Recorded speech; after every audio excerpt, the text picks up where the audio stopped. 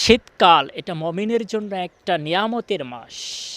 নবীজি সাল্লাল্লাহু আলাইহি ওয়াসাল্লাম বলেছেন যে রজুলুন কামা ফি লাইলাতিন বারিদাতিন মিন ফিরাশিহি ওয়া লিহাফিহি ওয়া দিসারিহি, কোনো ব্যক্তি রাতে ঘুমিয়ে গেছে, রাত ৩টা ৪টায় ঘুম থেকে উঠে গেছে।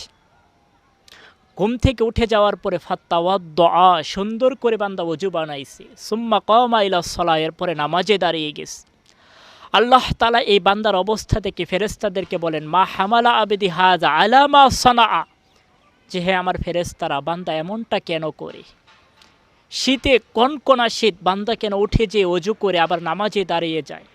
কয়, আল্লাহ আপনার কাছে দুইটা জিনিস চাই, রব্বানা রাজা মা ইনদাক ওয়া শাফকাতান মিম্মা ইনদাক। আল্লাহ আপনার কাছে বান্দা কিছু চায় এবং জাহান্নামের আগুন থেকে বাঁচতে চায়।